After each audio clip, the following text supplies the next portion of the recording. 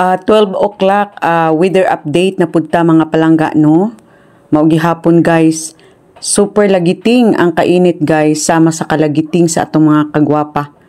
Diri karong adlaw. Unya guys, gaina akong hatag ang tips nga para gid ta maka 8 glass a day guys. So, mao naman to guys ang nahatag nako nga mga tips, no?